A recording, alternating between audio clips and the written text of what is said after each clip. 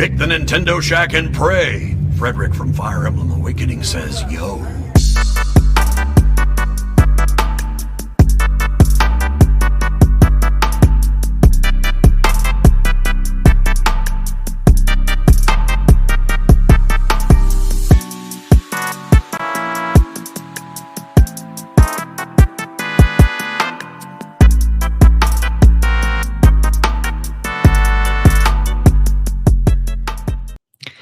Greetings, Scooblings! Welcome to this week's episode of the Nintendo Shack Podcast, episode 429, or is it 430? I don't know if we changed it or not. I don't know, but Donnie's not here, so we're going to party all night. Hi, Delvin. Hi, Rebecca. Let me tell you something. Rebecca's a goddamn professional. I'm sitting here watching on the camera. The cat is going fucking crazy. And Rebecca's just handling that shit, and as soon as that green light came off action, Rebecca snapped in action, boy. That is a pro. He's very interested in, I knew he would be. There's nothing here now, because I did some rearranging, and there's nothing now for him to reach for the little hooks and stuff that I put on display. But he just noticed that he can kind of reach the pictures on the corner. Oh. And he's going to definitely be annoying with that. But you're right. I was ready. I saw that. I was like, oh, that's impressive. I was not going to let people catch me telling him, no. Because I was like, oh, she's not going to make it. She's not going to make it. I was ready. I made it. How's your week then, Rebecca?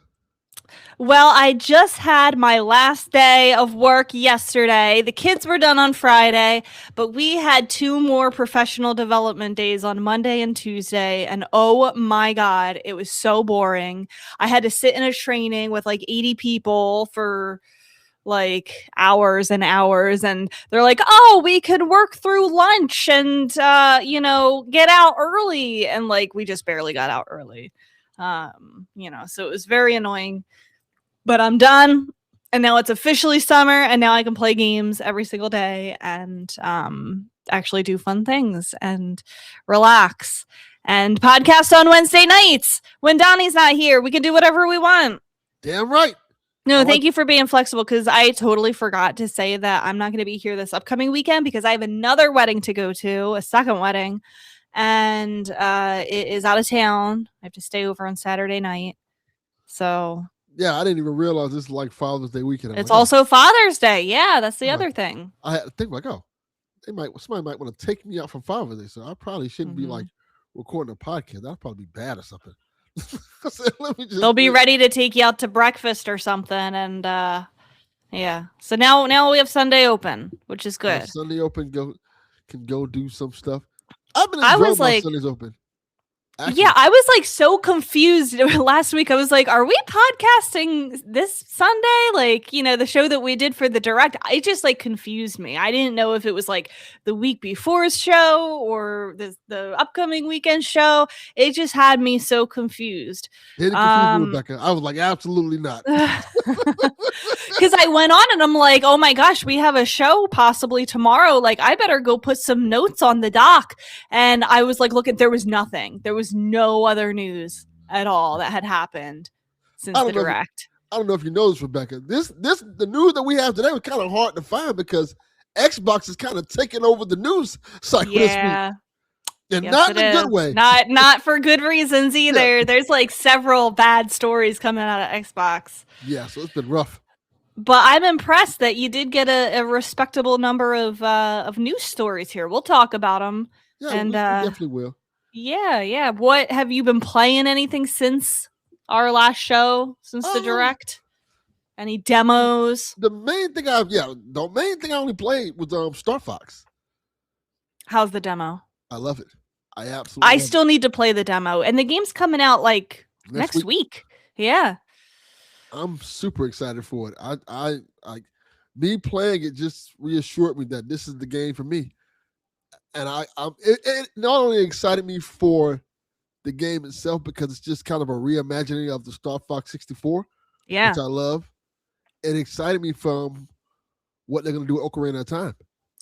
Yes, I feel like that is very telling because it's a remake of 64, which I haven't played in a really long. It's been years since I've played it.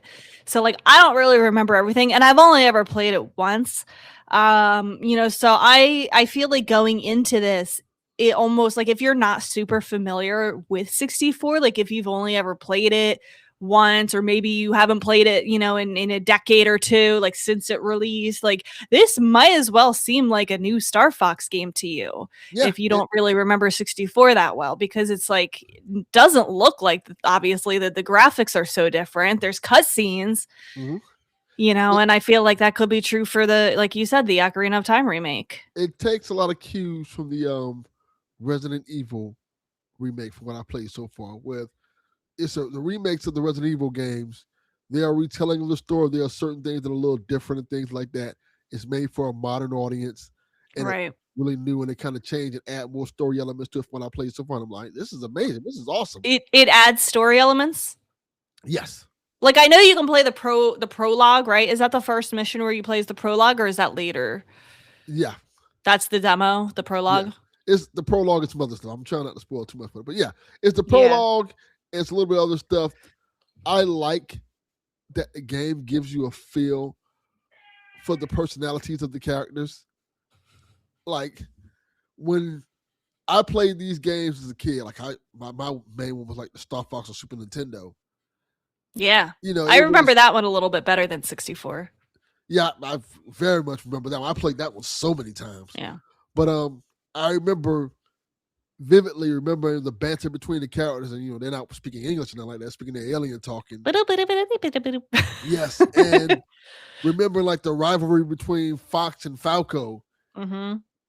And I mean, me as a kid, like picturing this in my head, like how they're rivals and stuff like that, and now seeing it, like visualize, like, oh, this is awesome. It's like what you imagined in your brain. Yes, the way it is, and Slippy out here being Slippy, just a natural fuck up. Like, yeah, this is great.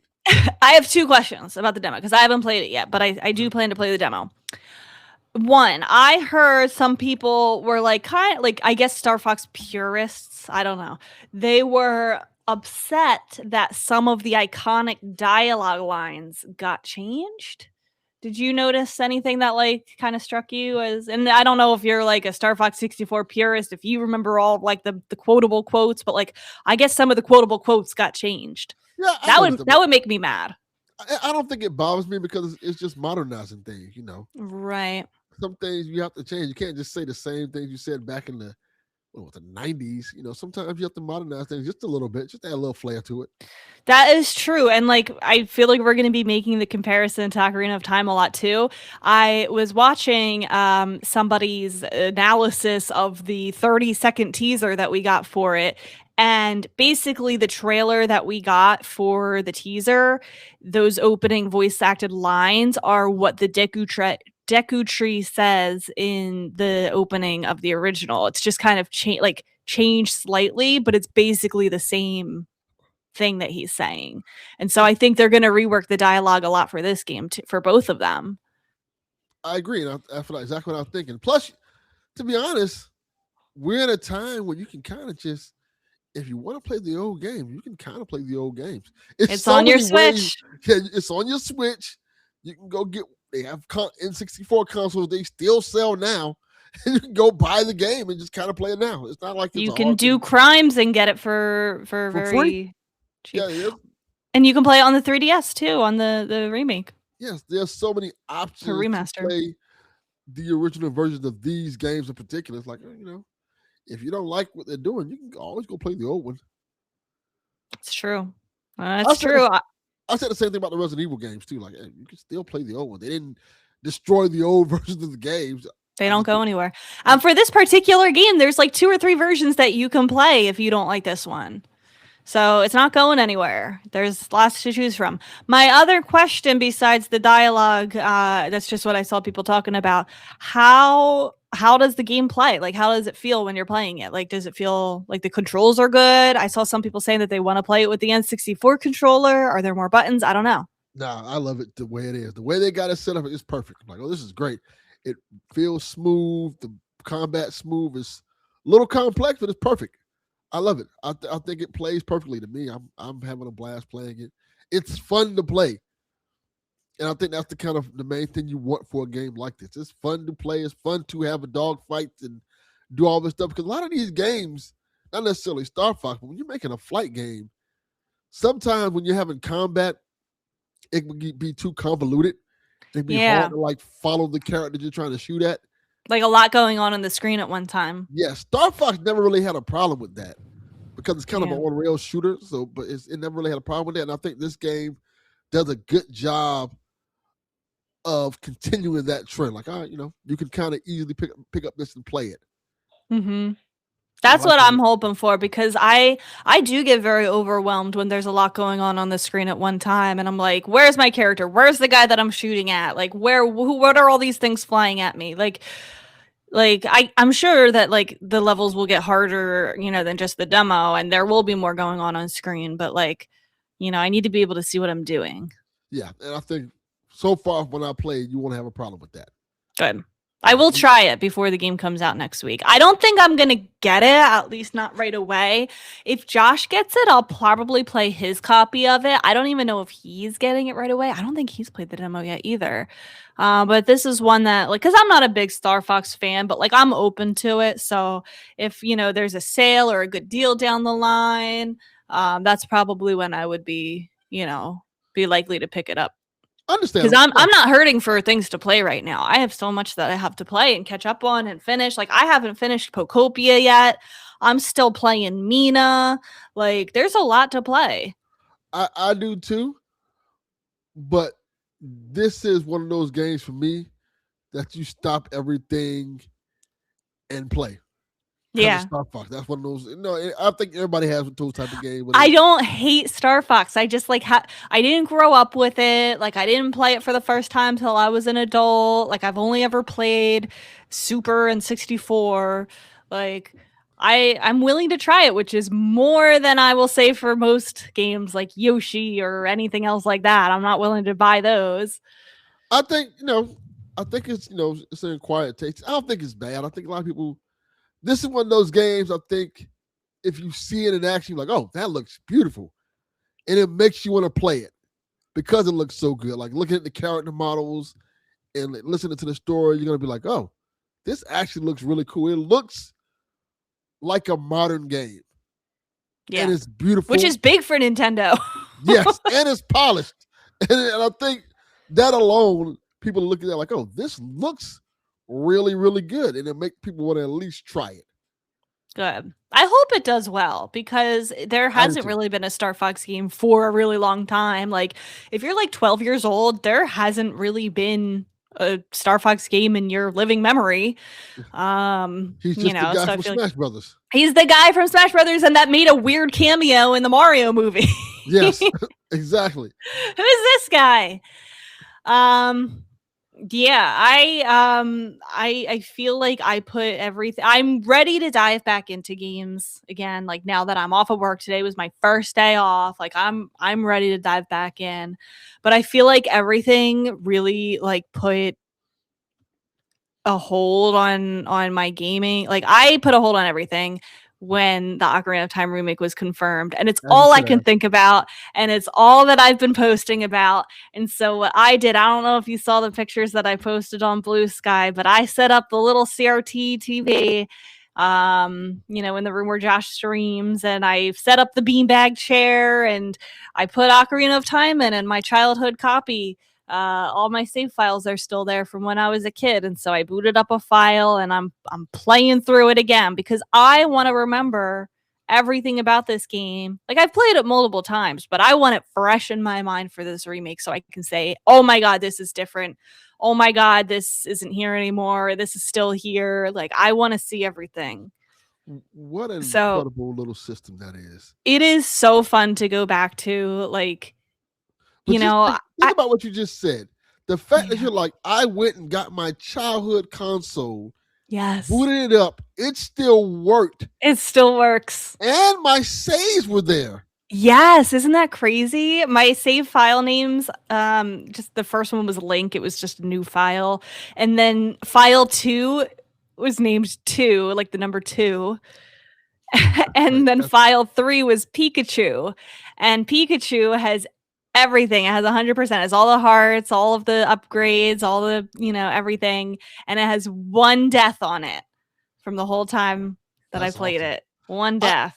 I don't think, not me sounding old, but I'm going to sound old for a second. I don't think a younger generation will get to appreciate the ideal of going and grabbing your console like an N64, for example, and just booting it up and everything just works Yes. and your save's still there because modern consoles kind of don't necessarily have that. Like if you go take like a DVD or a Blu-ray from that back then, they probably don't work anymore.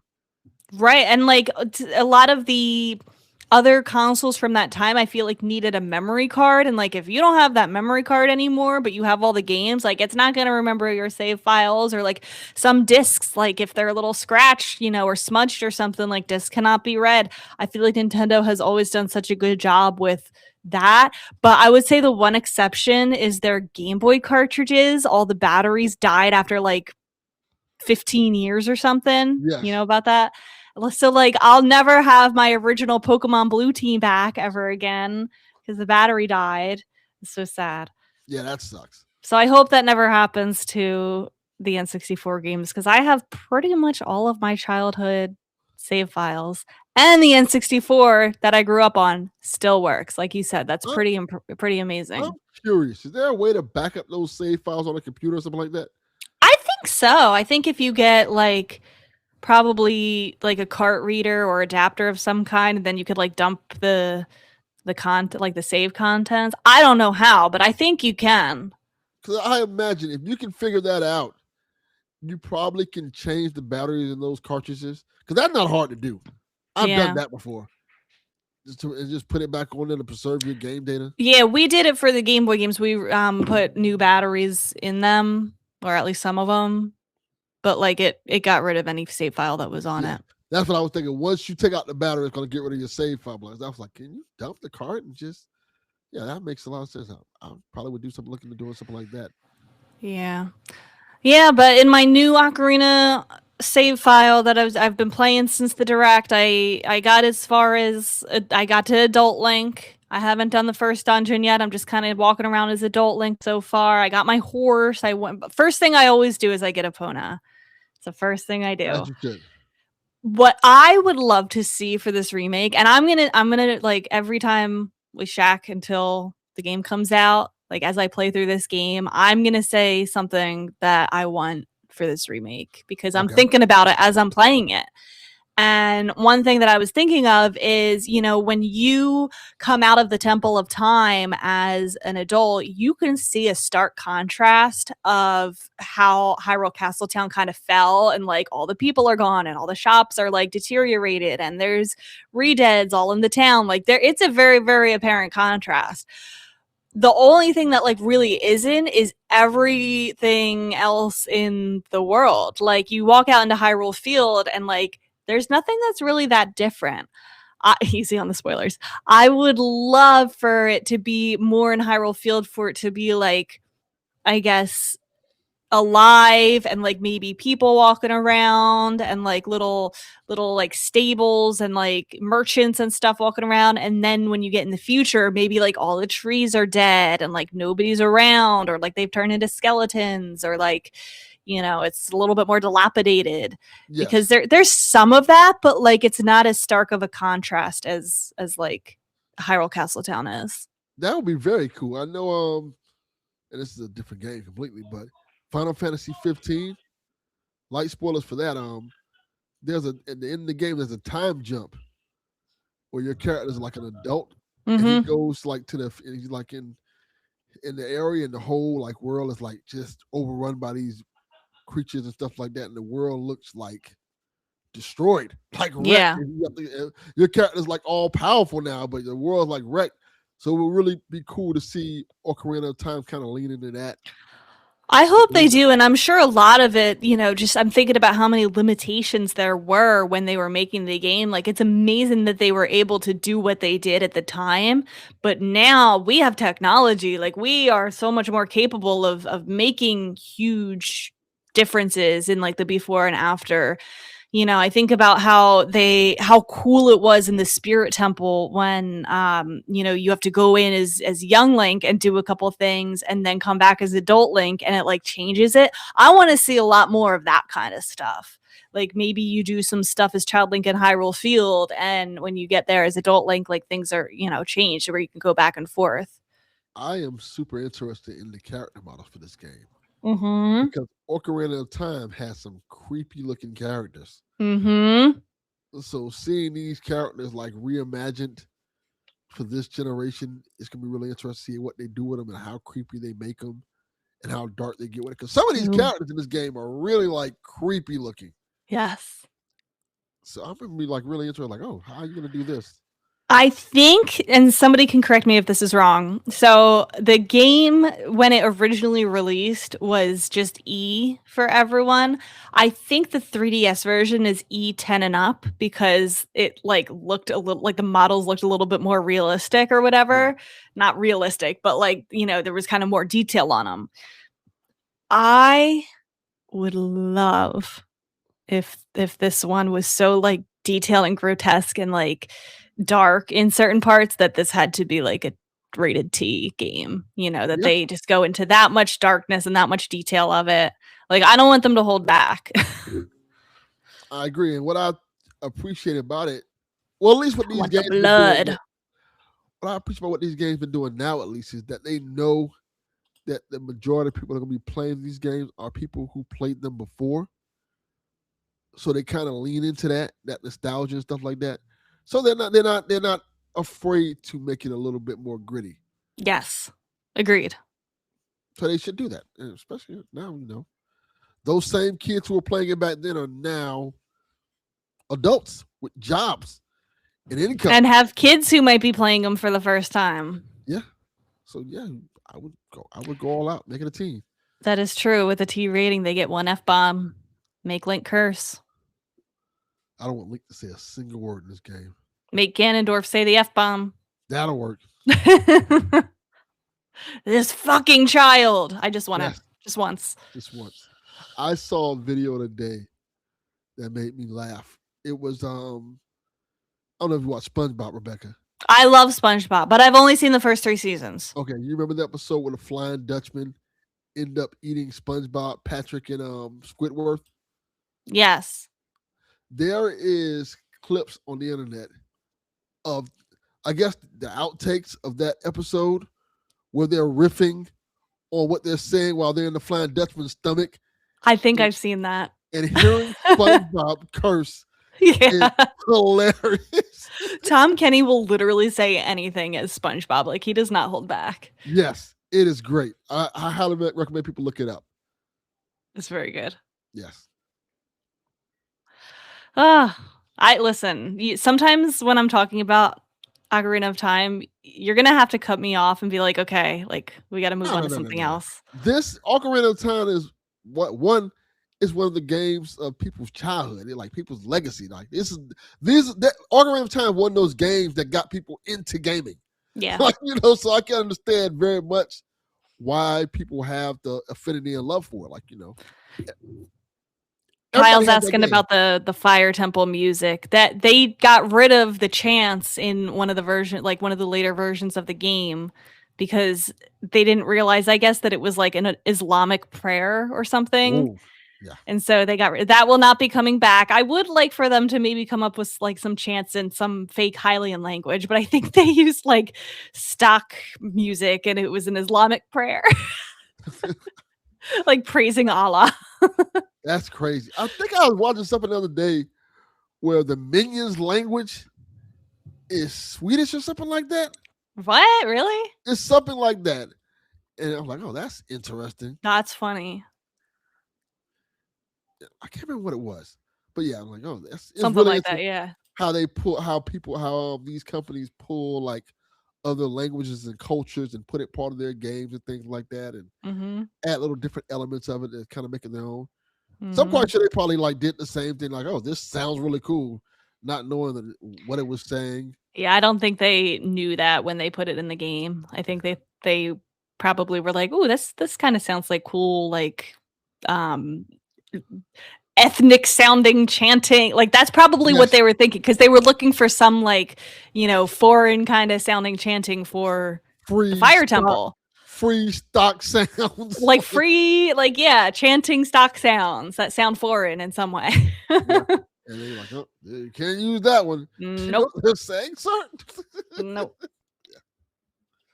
So yeah, very exciting. That's all really I've been playing. Like I said, I played a little bit more Mina the Hollower. I am starting to turn on the modifiers to make it a little bit easier, because I see Josh struggling. He's been playing it a lot more. He's a lot further than I am. And I don't want that much of a challenge. I don't want it to be hard. I want to just play through the game and enjoy it. And some people might ask, like, how do you still enjoy it when it's easy and there's not a challenge? And I don't care. I'm still enjoying it. I don't want it to be frustrating for me. I don't need that sense of accomplishment. I've gotten to the point where I'm like, I'm old. I don't need to be stressing out over a game. Like, I got a lot of things to do in life. Sometimes I just want to be able to play a game, relax, and be able to finish it until I get the full experience of it. Mm-hmm. And sometimes games fight against me doing that, and I think that's when I don't finish them. And yes, I like a challenge, but sometimes I would rather finish it with cheats on than not finish it at all. I agree. Besides the Star Fox demo, what else are you up to? No, nothing really. Besides that, with our free Sundays we've been having lately, I've been going to like the movies. Oh yeah, what are you seeing? Because it's like so early in the morning. I'm like, I'll just go like early in the morning to movies. Like, go see the early one. I saw what did I see these last 2 weeks? I saw a couple movies. I know I went to go see He-Man. Oh, how was that? I loved it. It was great. I saw a trailer for that, and I told Josh that it's Barbie for men. Like it's what the Barbie movie was, but for men. It pretty much is, but also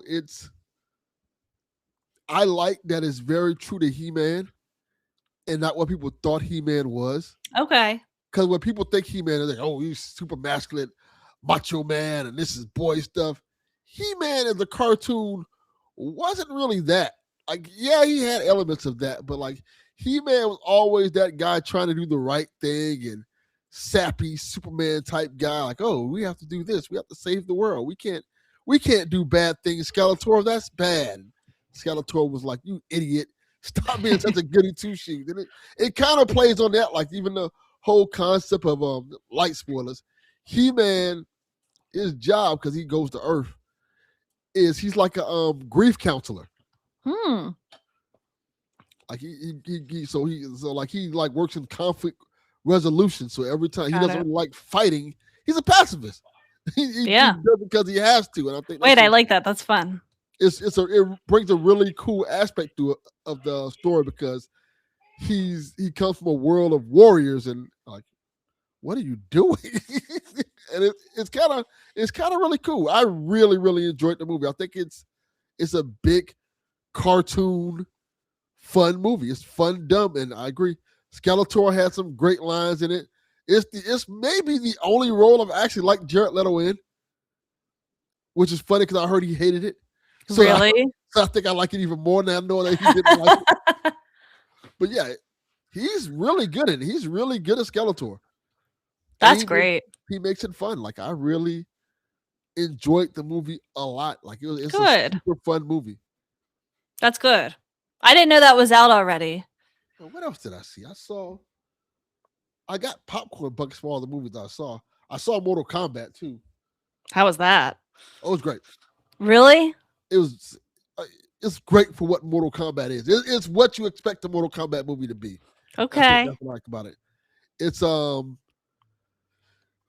first movie. Have you seen the first remake movie? Absolutely not.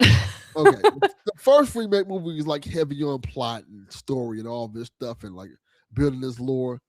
This movie is, you finna just get these fights and these fatalities. Like that's literally what it is. It's Mortal Kombat. Like, it's basically the game coming to life. Like, hey, every little ridiculous thing about the game, this is the movie. Like, you're gonna see the fights, you're gonna get fatalities. Like, oh, this is cool. And I like the fact that they don't pull any punches with who they kill. Okay, that's good. I enjoyed it. I thought it was a really fun watch. Was it something that was like just kind of entertaining and like kind of Oh, good, yeah, very entertaining. stupid fun kind of thing? Yes. Like, yeah. Okay. I'm going to see Toy Story 5 tomorrow. Is it out already? Well, no, it comes out on the 19th on Friday, but for some reason, I guess my theater is doing early showings tomorrow. They're doing that now. Like, I feel like, they used to do like 9 o'clock, 10 o'clock showings the night before, but we're going in the afternoon tomorrow. So it's pretty early. So I'm going to see it tomorrow with both of my parents are going and Josh is going. It's a whole family outing tomorrow to see Toy Story 5. We got like the first time in the theater. I'm so excited. I was thinking about going to see that movie Obsession. Everybody keeps talking about either that this week or going to see The Death of Robin Hood, which comes out this week, which looks really good. There was a movie, I can't remember what somebody said that it was like kind of disappointing, but I don't think it was either of those. Scary movie? No. I've heard people like that new scary movie. Wait, I saw a trailer for that. It looked really funny. Yeah, it got really bad reviews though. It got a 38 on Metacritic. But usually those movies get like really bad reviews. Because they're stupid. Yes. Yarn says I should go see Obsession. I might. See, the thing about horror movies is I usually don't have nobody to go see it with anyway. So I probably have to go see it by myself. Like my son doesn't. He's not gonna go see that.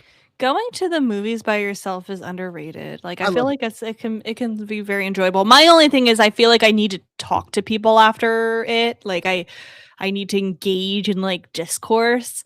But nowadays there's always somewhere online to do that. Like you don't have to talk to the a person that you saw it with. Go on the movies, like the franchise's Reddit page, or like go on social media, and like there's always people talking about it. Yeah, I rather enjoy going to movies by myself now. Like, especially like in the morning time, it's great.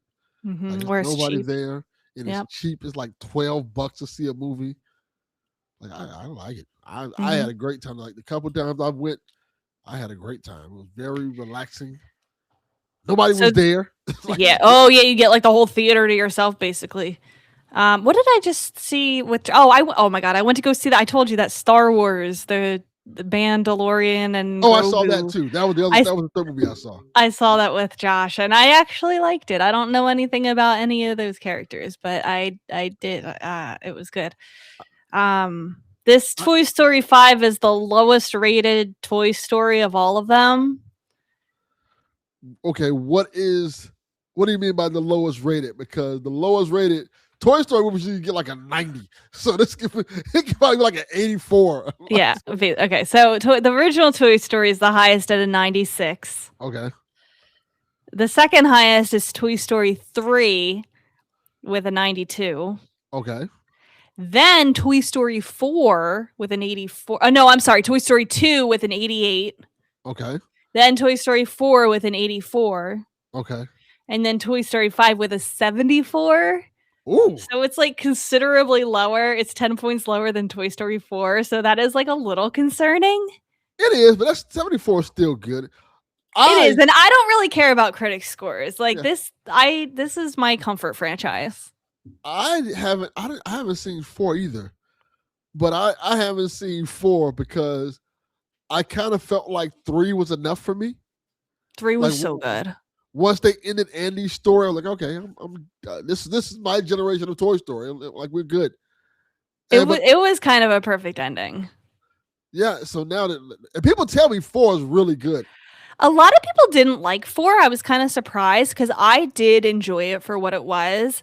I definitely had some criticisms about it, but my criticisms were different than other people's criticisms. There was a lot that I really liked about it. And I think that I like the plot of 5 more than, like, from what I've seen. Obviously, I haven't seen it yet, but like just the premise of the girl getting an iPad. Yeah, like the tablet. That's just, it feels so real right now. Like we have iPad babies, like iPad kids. Like you can tell which kids are so dependent on a screen. That is true. And I feel like that's very relevant today. And I just really like that premise a lot more than it's a great premise. 4's premise. I think what it is about Toy Story to me, and I guess you said kind of saying the same thing about Minions, which is also coming out in another couple weeks too. They're starting to become, to me at least, like the Land Before Time. Yes. And I like the Land Before Time movies. I love like, the Land Before Time. But it got to a point like, all right, now why are we having like the Land Before Time 10? like, how many of these movies you're gonna make on like American Tail, Five Goes to Japan? Like, why do we keep making these movies? Like, listen, I'm sure that they are already in the planning stages, if not further, in Toy Story 6. Probably, most likely. And I like I said, I like the Toy Story movies. I just like it's kind of like I said. I feel like I got my feel, but maybe I have 4 somewhere around this. So I'll probably watch it. It's good. I would say like the visuals of 4 really, really impressed me. Like there's this one scene where the cat is stretching in the antique shop, and like you can see the dust particles, like when it stretches and like blows up the dust a little bit, and like you can see like the individual furs on the cat's like on the cat. It just I remember being very visually impressed by 4. I remember. Only thing I know about 4 is they had these shorts that was on Disney Plus for Forky. Oh yeah. And I watched every last one of those shorts. Like, this guy's awesome. Yeah. And it's them teaching Forky certain things that he didn't know. Forky was a good character. Yeah. I think about it. I haven't watched like a Pixar movie like in a while. It's been a while since I watched a Pixar movie. Like, I feel like it's Pixar. Pixar has kind of been on a decline compared to Disney. Hold on, let me see. Pixar movies. Disney has been on a decline. Yeah.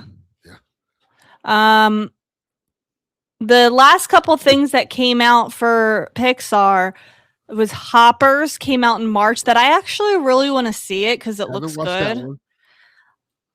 Elio came out last year. Haven't seen that. I did see Inside Out 2 the year before. I haven't seen either one of those movies. Inside Out 1 is so good. You should see that one. Okay. I did not see Elemental. I think I saw Elemental. I did not see Lightyear. I definitely didn't see Lightyear. I didn't see Turning Red, but I heard that one was kind of good. I didn't see Turning Red neither. Luca came out in 2021. Didn't see that one. I did see Soul that came out in 2020. I loved Soul. I liked it. I remember a lot of people like were not into it. I thought it was good. I liked it. It came out during the pandemic, Rebecca. Yeah. And I remember when it came out because it came out the same day. I want to say it's Wonder Woman 84. It came out on Christmas Day 2020. Yes. And I was excited for Wonder Woman 84. And I was like, let me just watch Soul first to get this out of the way. And I loved Soul and hated Wonder Woman 84 so much. I was so disappointed. I was like, what did I just watch? This is awful. And the funny thing about it is I love the first Wonder Woman movie. I absolutely love that movie. Was it in theaters at that point? Like, were theaters open? Theater was not open. This was when HBO was doing, HBO and Disney Plus were doing the thing where they were doing like the movies at home. Oh. And there were certain movies that they were releasing at home, and there were certain ones they was holding until theaters came back up. So when they released at home, Wonder Woman 84 they released at home. Mortal Kombat, it was a couple other big movies they just released at home. Like, you can watch them at home. Got it. I remember those. I was like, oh. I think I saw it on Disney Plus, maybe. Probably. Most likely. The one that came up before that was Onward, which I thought looked so stupid. I refused to go see it.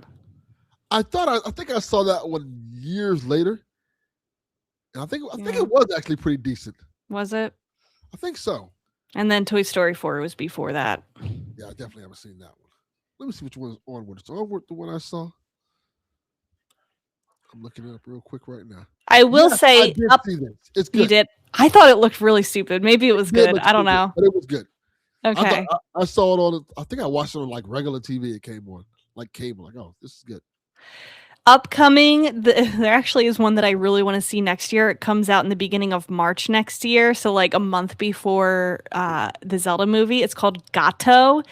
It's about a cat living in Venice And all it says is he begins to question whether he is living the right life. And it looks really cute. What is this cat doing? Is cat out here selling dope? like, It looks really like, it looks funny. The cat is questioning whether he's living the right life. Yeah. Might need to see this. It blends a 2D hand-painted style with computer animation. That actually sounds pretty cool.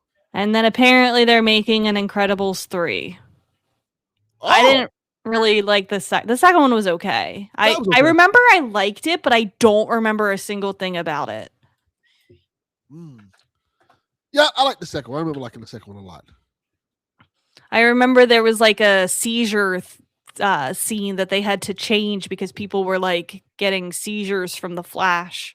Yeah, that happens. I don't know why they do stuff like that in movies. But yeah. Brought back some good memories. I didn't know there was a 3 coming out. I know, like I said, I saw the trailer for Minions, the new Minions. But like, this looks interesting. I was never really big on the Minions. I think I saw the first Despicable Me, maybe the second one. I want to say I like the first 2 a lot. Yeah. Then I was like, oh. I saw either the first one or the second one in theaters with my campers one year when I was in college working at a summer camp, and I took them to see it. I don't really remember anything else though. Very good movie. Yeah. But then when they said we're making these Minions a thing, like, all right, you can wrap this up now. They're a thing now. Like, they're everywhere. They are a thing. Yeah, they definitely are. Okay. Yeah, so movies, games. Yeah. Life is good now that I'm not working. Well, I still got to work, but I think I'm going to have this weekend off, so that's good. Yeah. You know, Juneteenth. Oh, yeah, Friday, right? Yep. So you get off for that day? Yep, I did. Good. I better have off. I work for a black company. Federal holiday now. You better get off. I can't get off at a black company. I don't know what's going on. I'll probably never have off for that because I'll already be off for work.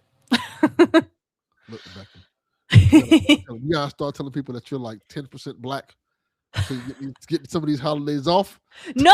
Like, I'm already off of work for the summer. But Juneteenth, you're already off regardless. But you gotta look at the other holidays, Rebecca. Nobody's gonna look at me. Nobody's gonna believe that I'm half black. I am the whitest person ever. Look, that don't matter. we got some black people who are very Caucasian looking. I'll just say. And Google Soul Hookah, and you're like, oh, that's like a white lady. Like, no, she's actually half black. Oh my god. Yeah, that's the thing. Hex. What? I Can't See says he wants to see Hexed. Hexed? Is that Disney? I don't know what that is. 2026. Oh, wait. This looks cool. She looks like a witch. It is Disney. Hex. A teenage girl named Billy who discovers magical abilities that take her from suburbia into Hex. She's an impulsive and unconventional teen girl, discovers magical abilities. Oh, it's a realm of witches. With her cautious mother, Alice, she investigates family secrets connected to the world of witches. Yo, that's so cool. Haley Steinfeld, Rashida Jones. I don't know who Tracy Ullman is, and Stephen Fry. Oh, you know who Tracy Ullman is? No. The Tracy Ullman Show? No. That's shocking. Well, I guess that makes sense. Because that wasn't a thing. I know all the others. Tracy Ullman had a TV show like in the 80s. And it was pretty popular. But I think it's more known because it's the show that introduced the world to The Simpsons. Oh. Because The Simpsons had shorts on that show, and those shorts got spun off into the TV show that's now known as The Simpsons. Got it. Oh, that's cool. Yeah, Hex looks good. Thank you for putting that on our radar. That comes out this autumn. Okay. November. Check this one out, man. Yeah. The Thanksgiving type of movie, around that time. Cool. I like it. Nice. Right. We'll get some of these news stories, Rebecca. Let's do it. All right. First up, The Adventure of Elliot has been reviewed, and it's pretty decent scores. Open Critic gave it an 81. Metacritic gave it an 82. I know you and Donnie were hyped for this game, right? I am not getting it. I know a lot of people like the demo and said that it kind of reminded them of a Zelda-like, so I probably should try it, but I don't have the capacity to put another game on my radar right now. That makes sense. Especially like a long type of RPG, like a Square game. 81 is good though. That's a solid score. Not bad for a new franchise like that. I may try it like Thanksgiving time maybe. Get it. I'm sure it'll get on sale by then. Yeah. Hyrule says he's playing it. How is it? Yeah, how is it, Hyrule? Let us know. Or maybe he will be playing it. He means I don't know. Oh, okay. Because I think it comes out tomorrow, right? I don't know. This game was not on my radar. The only reason why I know about this game is because he will play it. You guys. I remember this was a big deal in the direct, and then it had like a demo right away, and people were really raving about it. So yeah, I hope it does well. I do too. Like I said, this is one of those games I'll just wait for Thanksgiving. It's on my Thanksgiving list. The list of games that I know this will probably be on sale for Thanksgiving. That's me and Star Fox. Hey, that's not a bad thing. Yeah. You know, some games you just gotta wait for. Mm-hmm. Shrek 5 next year. You're a Shrek fan, Rebecca? I don't mind Shrek. I am the same way. I know it's beloved. I know it's sacrilegious to not like Shrek. I don't hate Shrek. I like the second one. The second one's my favorite. I am exactly the same way. And I told my son that. He's like, I love Shrek. I'm like, what the fuck you was watching Shrek? Like, people love Shrek. He's like, you don't like Shrek like that? Like, it's all right. Like, I like Puss in Boots because he's cute and does the big eyes. And I like Donkey. Donkey's funny. Yeah. Eddie Murphy. He's great. Of course. I thought the first two movies were pretty good. It's not nothing I would go out my way to go see. But right. Pretty cool. Right. I think I'll skip Shrek 5. Yeah. I think so too. My son is like super hyped for it. I didn't know he was that much. A lot of people are. Yeah. He was like living at me. He's like, oh, yeah, how dare you not like Shrek? Like, oh, it's all right. I didn't say I didn't like it. I just said it's all right. Mm-hmm. Mm-hmm. Apparently, that's the thing. Mm-hmm. Yeah, people like that movie, apparently. It was okay. I'll wait till it gets digital. There you go. All right. Rebecca, do you plan on buying Switch Online Expansion Plus anytime soon? I am already in a family plan and I don't have to think about it. Even better. Well, tell that family member whose plan you're on, if you want to purchase it, now is the time to do it, because if you purchase Switch Online Plus expansion, anybody who buys it between now and July 28th gets an extra month for free. And this applies to not only like current customers, but new customers as well. So if you already have a subscription and you buy a new plan with it, you get the extra month. And if you don't have a subscription, then you get it anyway. Wait, so if I'm already on a plan right now and it renews in like, I don't know when, let's just say it's like November. You're screwed. Really? If you renew it in November, you're screwed. But if you renew it, well, wait, now, can you if it doesn't, like, my question is, like, if it's not up for renewal until like November, can I add on now? Yes, you can, to get that extra month. Yes, you can. Okay, but you have to do it before July 28th. I'll look into it. So that's a PSA for everybody. So basically, that's just moving back the month that it will charge me. Correct. That will. Okay. It will give you'll basically get an extra month with the year you get. So, and the plans isn't that much. It's in like Game Pass or PS Plus where you're paying like hundreds of dollars a year. No, and if you do split it with a family plan, it's less than $10 a month, or less than $10 a year. So yeah, you might as well just buy it and get an extra month. Mm-hmm. Mm-hmm. Why not? Love it. Yeah, it's a good deal. I think they're trying to get people onto Switch Online, like with all the things that they're going to have on it, like obviously the NSO stuff, but they're like adding new things to NSO, like that weird Donkey Kong challenges. Like they're going to be doing challenges like that. Like I think they want every Switch owner to be an NSO subscriber.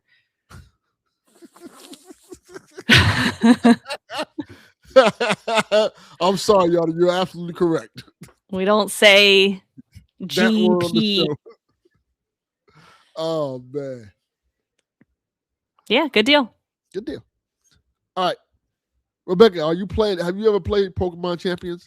So I know that it was only available on the Switch console, but didn't it just come out today or tomorrow? It came or today or yesterday. It came out on mobile finally, right? That is correct. It came out on mobile, and they gave a new update on it as well. I think it was today. Today. And they did an update for the mobile, of course, obviously because it released on mobile, and the Switch versions.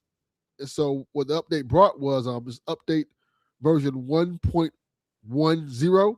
It updates the roster, fixes some bugs, and it also gives you a Raichu and a Raichu Unite X and Y Megastones. I don't know what that is. This is, I guess, a thing. You can make your Raichu Mega Evolve. You make your Raichu fat. Fat Chew. I am like kind of tempted to download it on mobile. I think I would enjoy it more than on the Switch. However, so Josh was watching the Pokemon like tournament champion, something that was live streaming on Twitch. And I was like, everybody's using the same 6 Pokemon on their teams. Like, you know, a couple here or there are different. Like, I know that's kind of standard. And he told me that, well, this is on Pokemon Champions and not all of the Pokemon are available on there yet. It's only like a pool of like 100 of them that are available to use. And I said, what? Like, I thought this was supposed to be everything. I remember when this game came out, people were like dogging it. Like I said, it wasn't good, so I never really went to try it. I thought this was supposed to be like the competitive solution, like, you know, for all the hardcore people to want to battle on, and then they can make the real games fun again. Well, I don't know. Kyle Pug plays it, so fuck you, Kyle Pug, by the way. So he can probably tell us if he's playing it and he likes it or not. But I never was like, yeah, never would be my thing. Like, I don't know. I might try it at some point, but I don't know. Like, it just doesn't really like. I like having all of the Pokemon in it. I like to play with my favorites. I'm sure they'll probably add more as it goes on, but limiting the Pokemon that you can use just seems silly to me. Yeah, I never liked that aspect of it. Oh, Kyle never played even a second of it. Well, if he's not playing it, then that's how you know it's bad. Yeah, that's it all right there. Okay, well, good. It's on mobile. Can they play together? Do you know? Like, if you play it on mobile, can you play against people on Switch? I think you're supposed to be able to. Okay. Correctly. Well, that's good then. I don't know if it's active yet. I didn't bother checking because I don't care. Yeah, I don't care either. like this is like it's not Coliseum, so like no. I don't care. Nope. It's cool for those who like it, but I didn't. Yeah. And it's free, right? It's free. Yeah, it's free. It's free. Can't beat free. Let's talk about something I do care about, though. All right. Rebecca, do you remember the game Dispatch? Is that the one where the cover of the game is some guy peeing on the wall? Yes. Then yes. It was a big indie darling last year. Everybody was talking about it because of the great story and the great actors. Sure. And it came to Switch 2. I think it was on Switch 2, Switch as well. And people were livid. Do you remember why people were livid? We had a conversation about this on the Shack too, about this. What happened? I don't remember. The game is a very adult-centric game. Like there's nudity and stuff like that in the game, like boobs. There's one scene where you see a penis and stuff like that. It's like one of those Telltale type games. And when the game came to Switch, it was heavily edited. Like in a ridiculous way. Like, you know, they had like these black boxes when nudity scenes came up.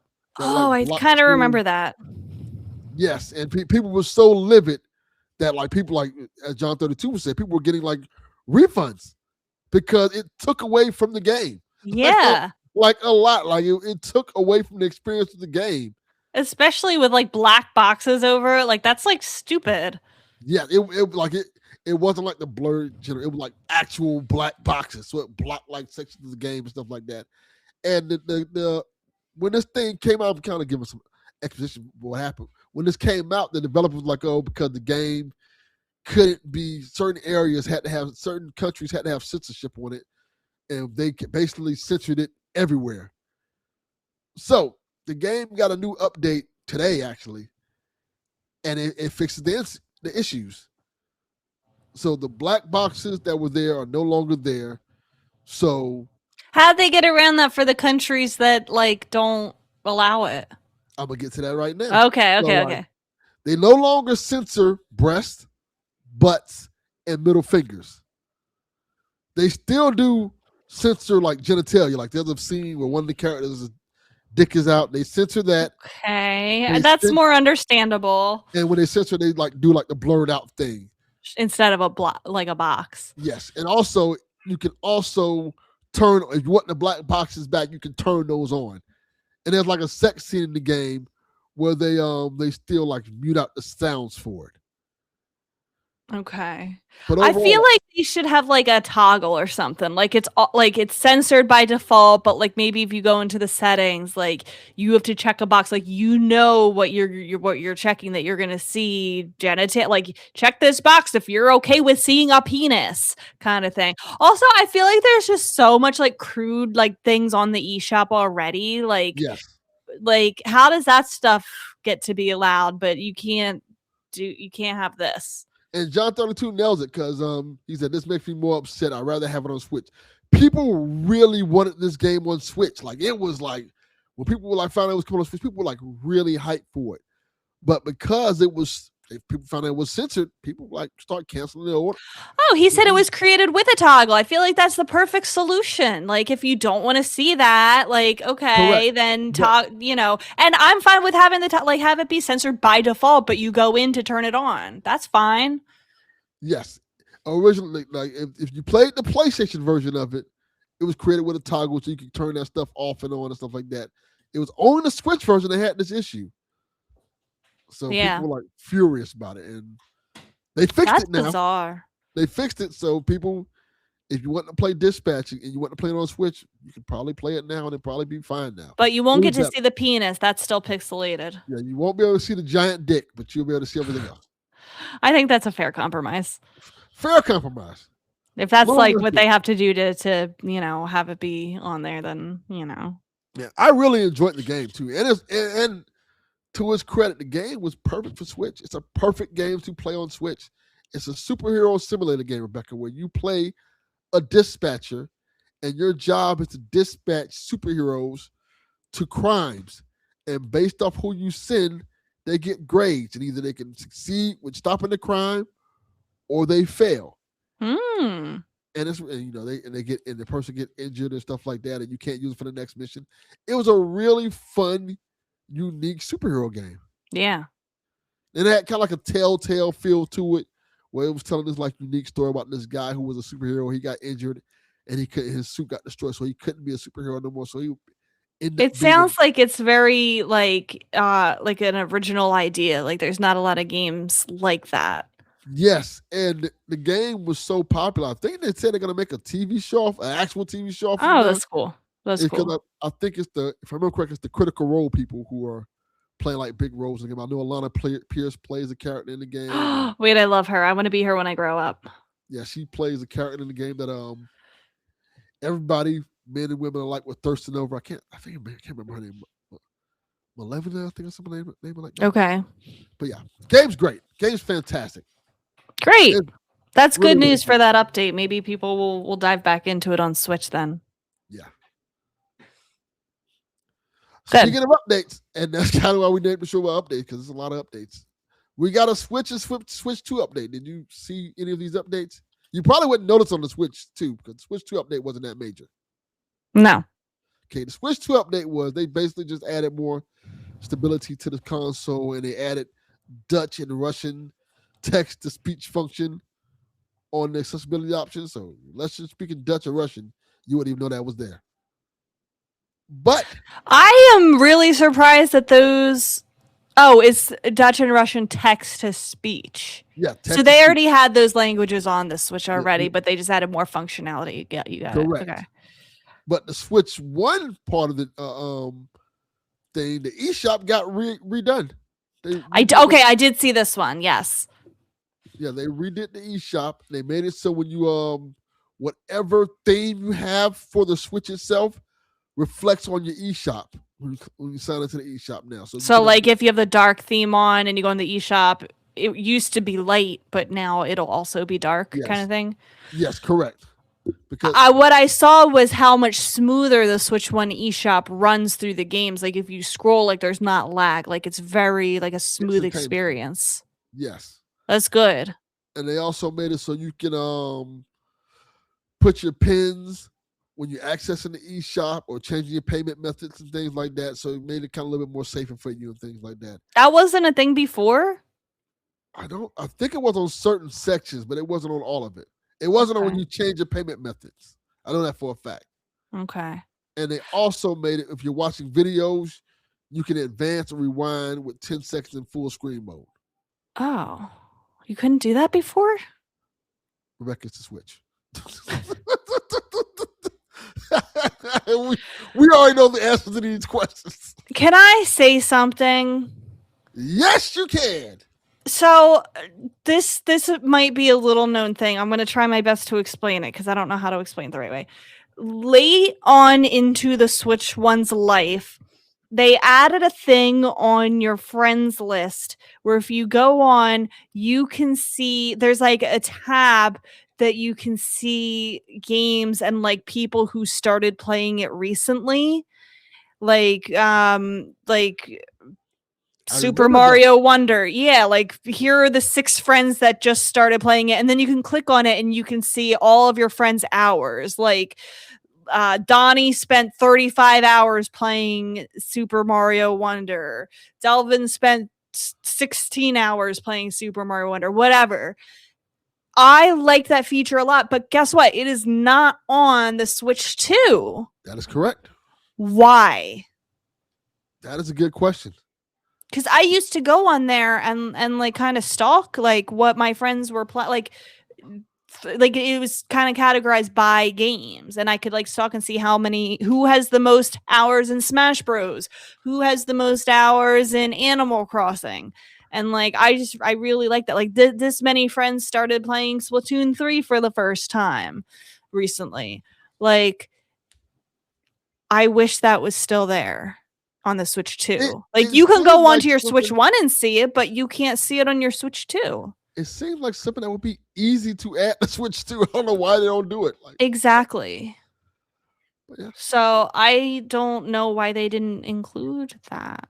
Nintendo's going Nintendo. Yeah. Maybe calling it stalking is why it isn't. Okay, observing my friends' play habits. Look here. Is that better? Yeah, that's a good point. I highlighted a story that I think you skipped over. Let's see where you highlighted that. Did I miss it? This one. Oh, I'm going down my list. Did you talk about Pokopia 2 Switch bundle? Oh, there you go. We almost forgot that one. Let's go back to that one, Rebecca. Thanks for catching that one. Pokopia is getting a Switch 2 bundle, but only in Europe. What? You're not missing much, Rebecca. Okay, what is it? So the bundle is a new Switch bundle which features Pokopia, but it's only a digital code and a regular Switch. So it's not like they didn't do anything. It's just only thing is different is the box. It's not like it's like a custom console. It's a regular Switch and a Pokopia code, and the price of the console is 499 euros, which kind of is like $575 in US. So basically, it's still the cost of a console and a game. Yes. So you're just kind of forced into getting Pokopia. Correct. Which I guess is fine if you were buying a console for that game, but like you don't get anything for getting that bundle instead of them separately. You're not getting a new not Joy-Cons. You're not getting a Procopia You're not console. getting a physical copy of the game. You're just getting the code and the Right. game. Interesting. It's a regular Switch 2 console. But yeah, I think it's cool that they're doing it. But I guess so. I could have did more. Yeah, not even a $5 discount. Like that is odd. It is. Well, maybe there's such a demand for that game that maybe, there's a lot of people over there that are buying a Switch 2 to get Pocopia, and they're just trying to make it easier. I don't know. Yeah. I don't know. I get why they're doing it. It's kind of they probably have some Switch 2s in the corner. Hey, let's just bundle Pocopia with this. Yeah. Let's just stick a Pocopia sticker on this box and sell these for the same price we usually sell it for. People will buy it. Like, okay. Yeah, I don't know. I felt like they could at least give us some Joy-Cons. Something. Anything. Stickers in the like box. A code for Switch Online for 6 months or something. Like, Well, if I lived in Europe, I'd be mad right now. Yeah. Well, I can see why it's not here. Yeah. All right, where are we at now? Last thing, and then questions. The last thing, I should ask the chat. Let's have a fun game with the chat. Let's do a poll. Chat. What do you think the file size for the Kingdom Hearts collection on Switch 2 is? I'll give you a hint. It's a lot. Yes. So if you're listening, I want to read y'all guesses of what y'all think this file size is. Okay, we got 200 gigabytes. Okay, that's a good guess. Counterpug, fuck you, Counterpug says over 150. John 32 says 40. Now, keep in mind, John 32, that this is 3 games. Yes. Keep in mind, this is also Square Enix. Oh, look, the Knicks parade is tomorrow. Congratulations. Oh, yeah. Oh, that's exciting. Don't tear up the damn city. Tear up the city. Yeah. Never mind. Go ahead. I don't care. XBS says 130. That's the closest. Yes. It's basically that. It's 131, which is basically half of the storage that you get on the Switch 2 when you buy it. NBA 2K amount of storage. That is probably what a Call of Duty is going to be.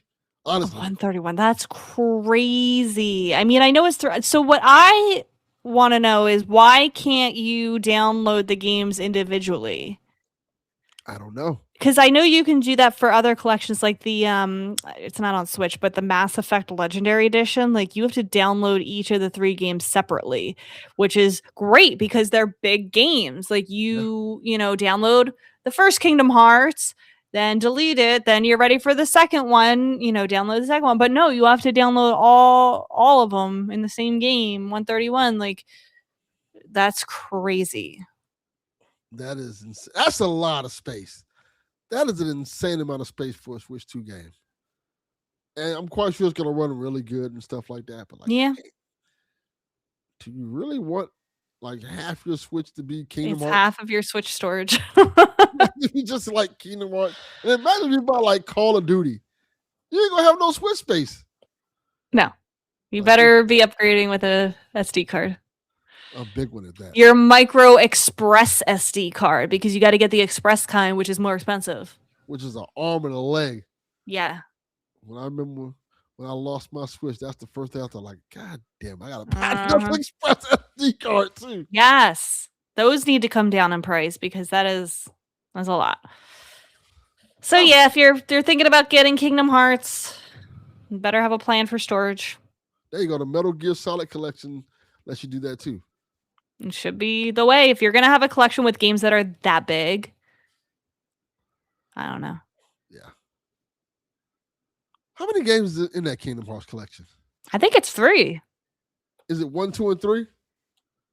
They all have weird names because they have like Kingdom Hearts can't do naming correctly. Like- it's like 1.3 XD remix or something. Sun, Moon, Earth, River, 2.5B. Yeah, no.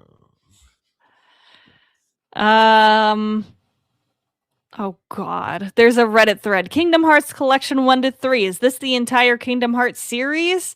Not understanding what HD 1.5 plus 2.5 remix. Fuck this. Never mind. Okay, short answer. Almost. Long answer. It's like 3 pages of like answer. Hope this helps. Boy, oh boy. I don't understand their naming schemes. Like, it just doesn't make any sense. I'm going to read to you what this contains. 1.5 and 2.5 remix contains Kingdom Hearts Final Mix, RE Chain of Memories, Kingdom Hearts 358 over 2 days, Kingdom Hearts 2 Final Mix, Kingdom Hearts Birth by Sleep Final Mix, Kingdom Hearts Recoded, and then Kingdom Hearts HD 2.8 Final Chapter Prologue contains Kingdom Hearts Dream Drop Distance HD, Kingdom Hearts 0.2 Birth by Sleep, Kingdom Hearts Weird X Symbol back cover. What the fuck is this? I'm never asking about Kingdom Hearts again. That is the weird. Like, I feel like I would be way more interested in getting into Kingdom Hearts if it fucking made sense. Yes. Just 1, 2, 3. Yes. And if you have side games, just say Kingdom Hearts and then just give it a subtitle. Yes. We all watch Sesame Street. The count told us how to count. Point 2 is a prologue for Kingdom Hearts 3. And here's the thing. You probably need to play that to understand the lore of Kingdom Hearts 3. Look here, man. Look here. Put the fucking prologue in the fucking game. Don't give me all this bullshit. You gotta play yes, back cover is the movie. Yes. I'm not back cover. Like, it's just so dumb. I'm not doing this. So dumb. I'm not doing this. I want off this game. I want off this train. Absolutely not. Kingdom Hearts, Triple XX, Tentacion. No. I'm good. Not playing it. Should we get to the questions, Delvin? Yeah, let's get to these questions. All right. We have questions from you, directly from you, the audience members. Thank you for writing in our time of need. We're really going to need y'all to like write in for these shows because we don't have the question power that Donnie has. He always gets lots. So please, this is a call for help. Send us questions for next show. Need wine. But we do have some for this show, starting with John 32. He wants to know, what studio should Nintendo buy from Xbox to save it from closing? All of them. They're all going to be dying off soon. They just buy all of them. Buy fucking Halo. Buy Gears. Buy Forza. Whatever you can buy in this fucking fire show of a shit show that Xbox will come. Just buy it all. Yeah. And the ones that they're getting rid of now, I would say Rare. Which I think is that one of the ones that they're thinking of closing? It's pretty much going to be one of the ones. I'm trying to find the ones that they said that might be shut down. I know it's supposed to be Double Fine, right? Double Fine is the one they should get. Oh, yeah. Ninja Theory is another one. I know Donnie's really upset about Ninja Theory because he loves Hellblade. Hellblade's fantastic. And then Compulsion is the other. Compulsion's great. I would like,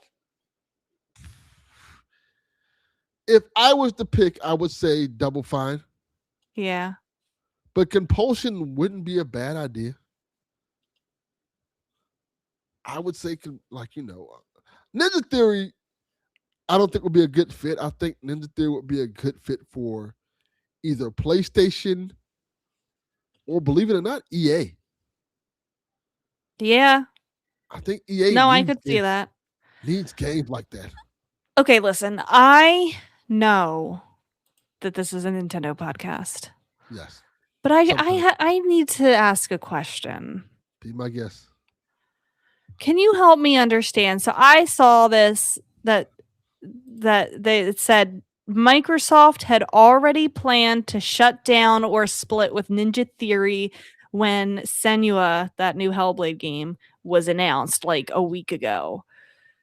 This is a quote. The thinking was that the promise of a newly announced game would help draw investor interest in the studio.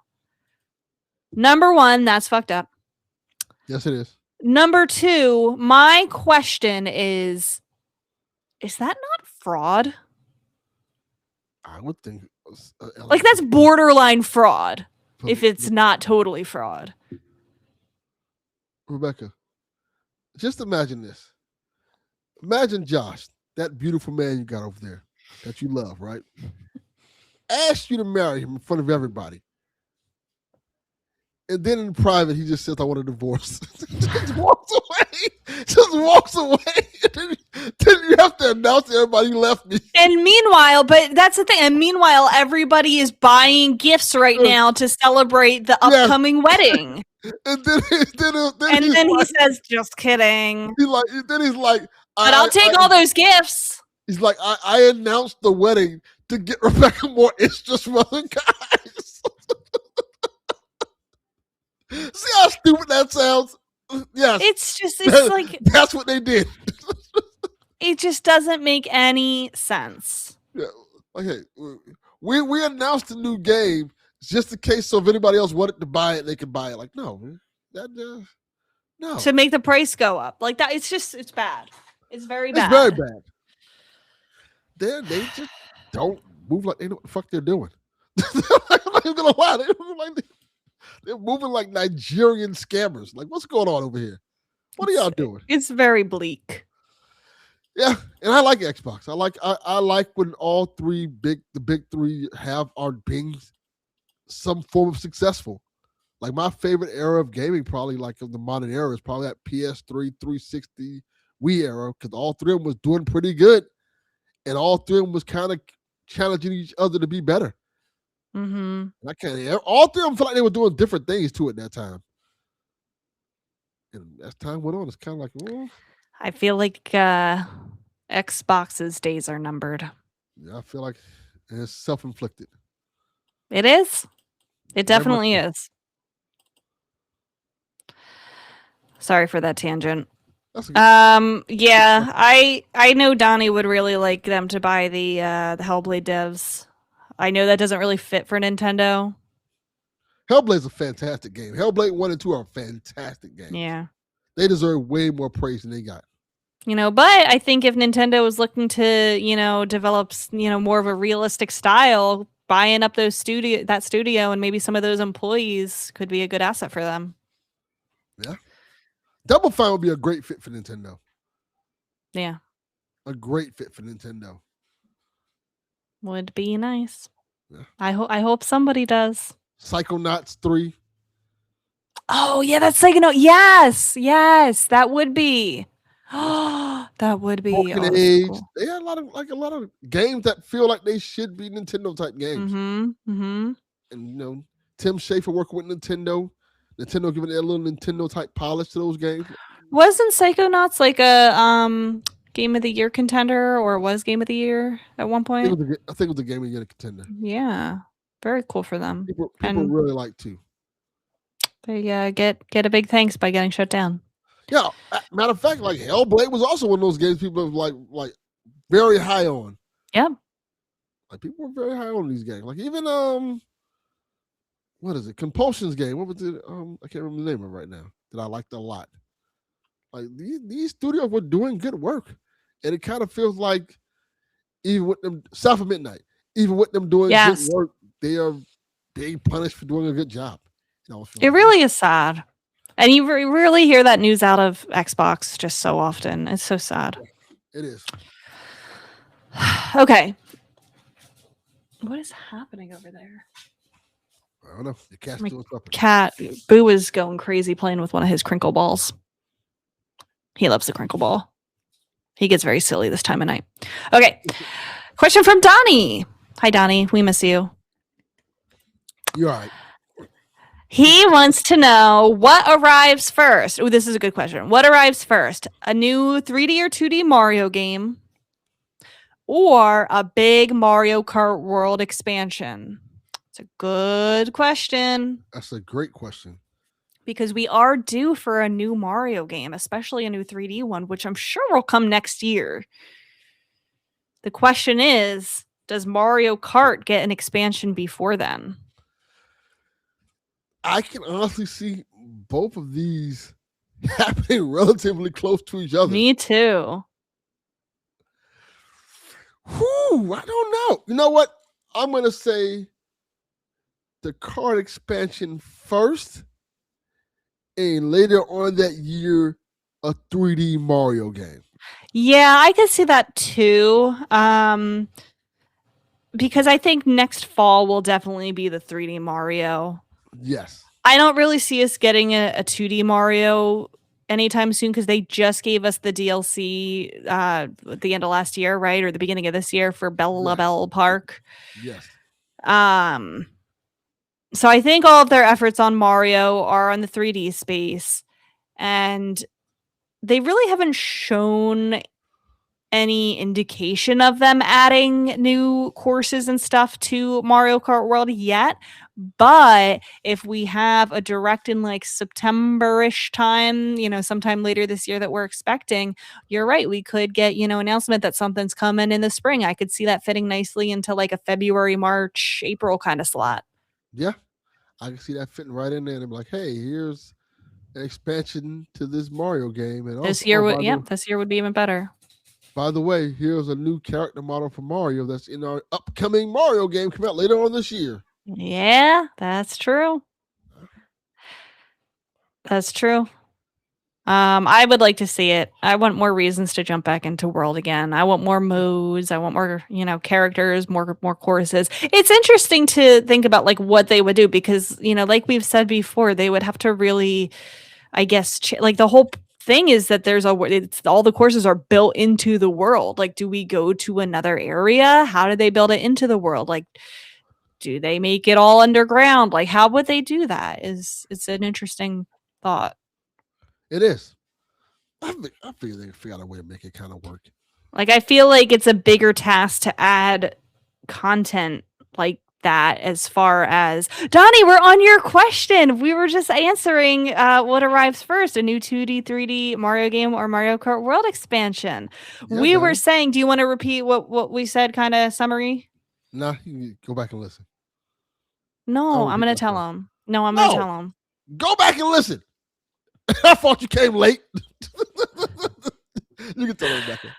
We said we think that Mario Kart World is going to come early next year and then a 3D Mario for the holidays next year.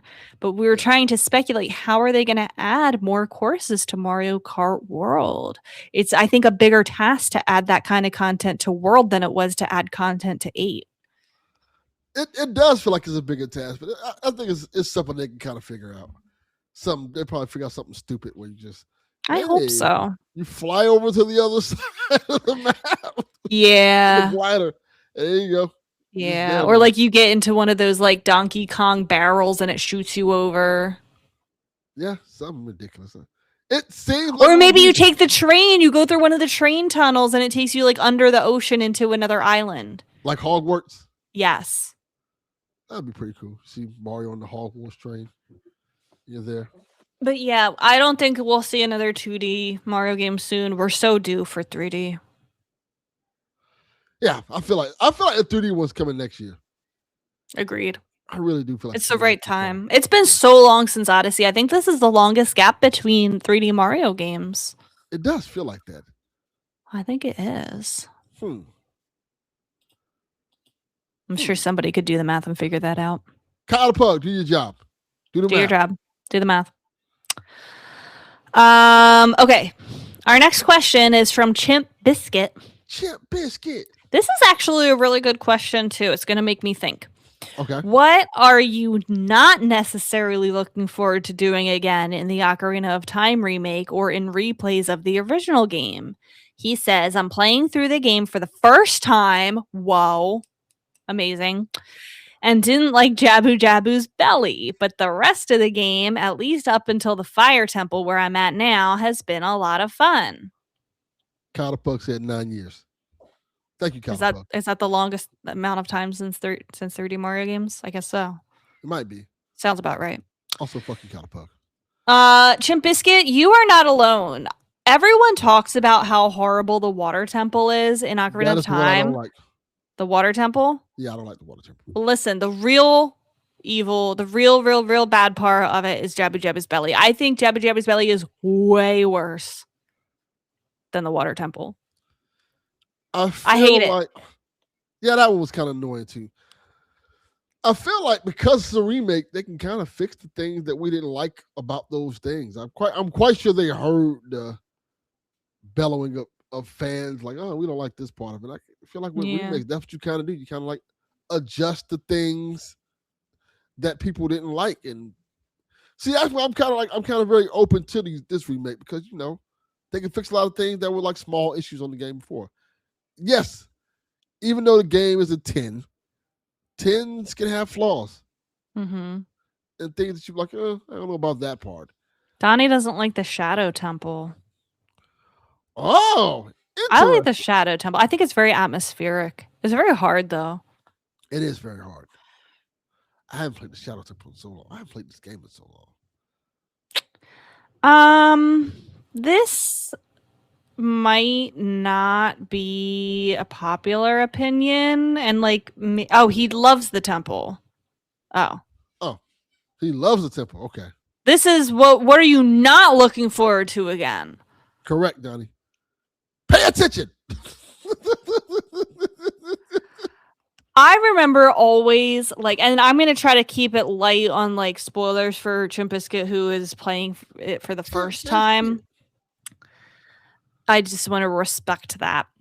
But I always remember going into Ganon's tower and like just wanting to like go beat the game. Like all the stuff, like you have to go into all the rooms leading up to going to fight him. And there's like one for every dungeon, and it's kind of like little mini dungeons. In each room. Do you kind of remember that? I do remember that. It's just like why do I have to do all this to get into into the Ganon part? It's just so annoying. It kind of was, yeah. But I think the thing is, when I played this game, I'm just going based off of my memory. I played this game back when I had time to do this stuff, so it didn't bother me as much. Yeah. Like I was way younger and way handsomer. So I had like a lot more time to play this game and sit there and do nothing.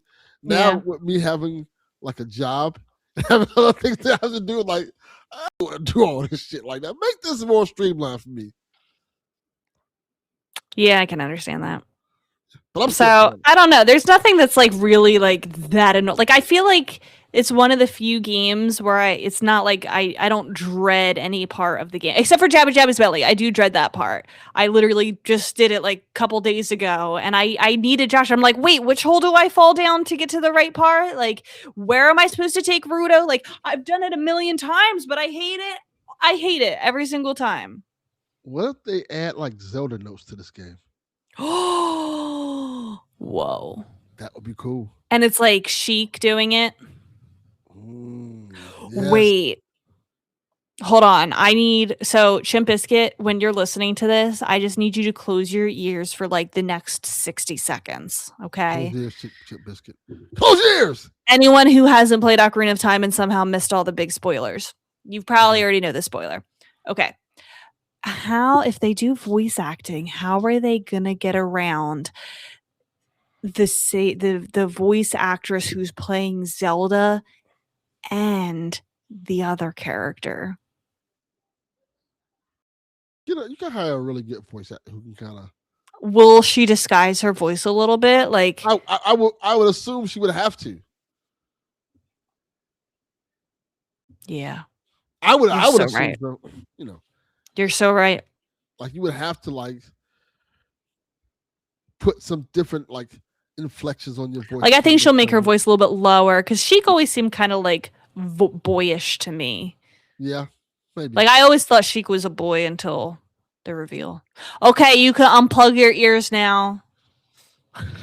It's called voice acting, Donnie says.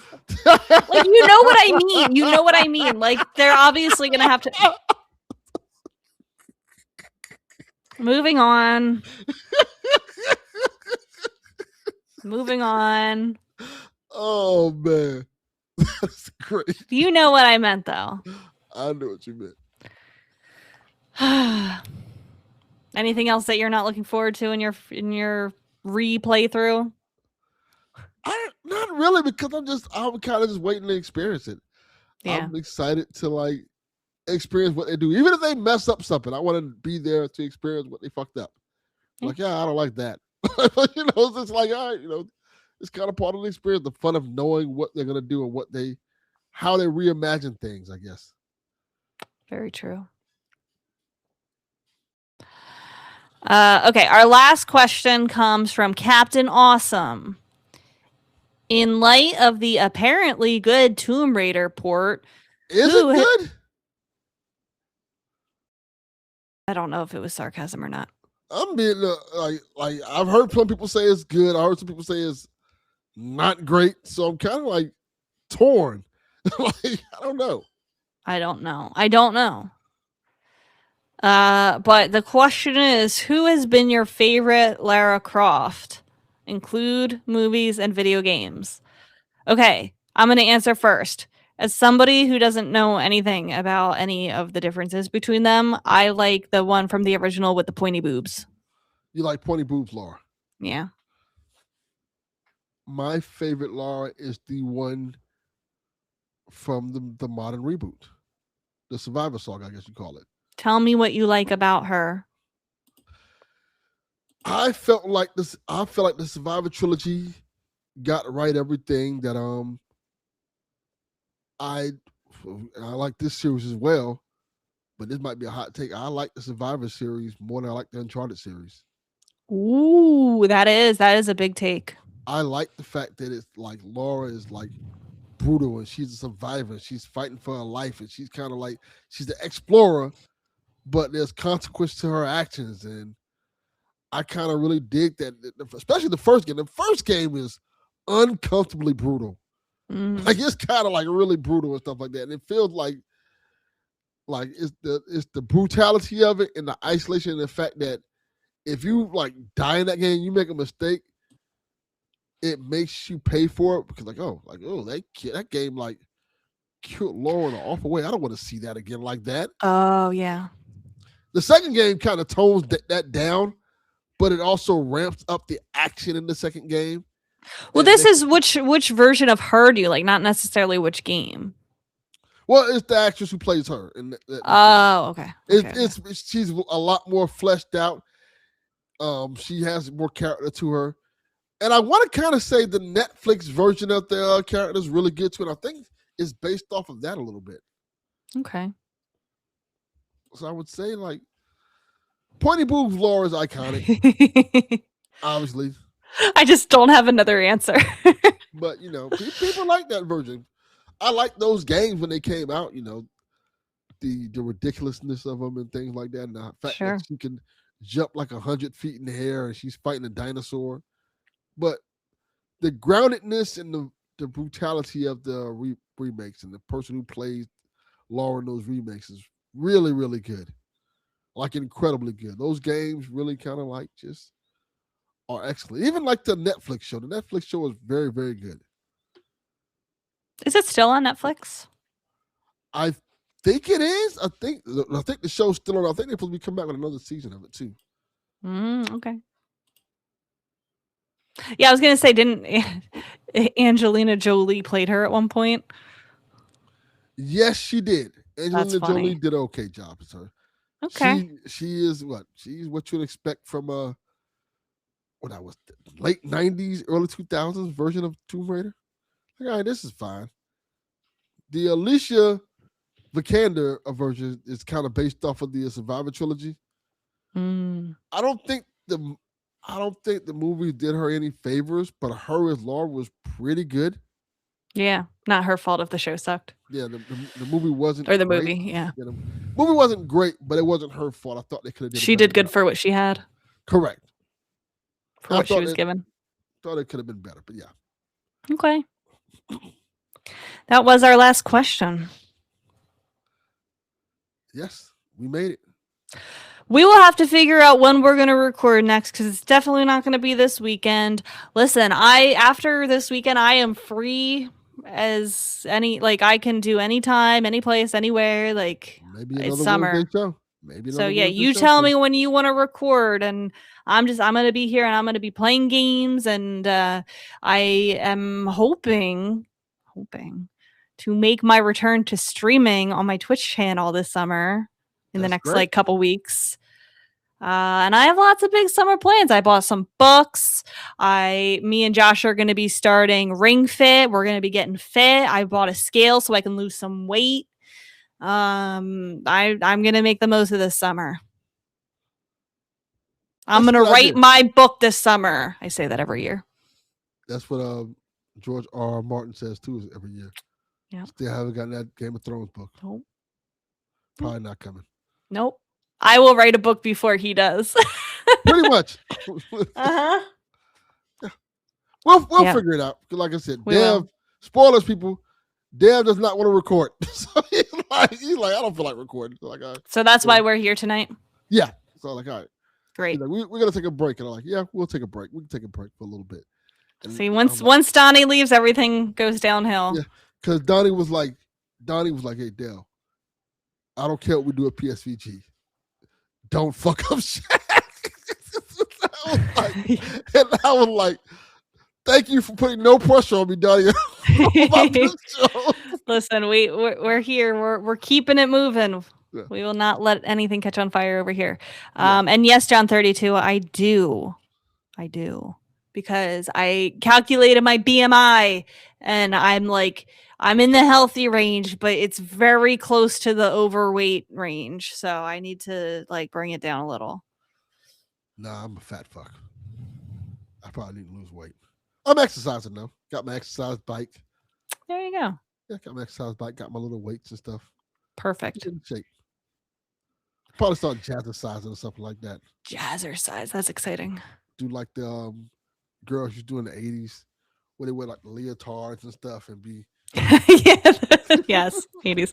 So next show, ask me how many times I've done Ring Fit, okay? The answer needs to be at least a handful of times. Okay, perfect. All right, we will let y'all know when the next show is, and we'll catch you next time, Hooplings. Thanks for joining us tonight. Impromptu. Peace. Whenever you're ready. All right. This is Frederick from Fire Emblem Awakening. And I forgot the line already. What?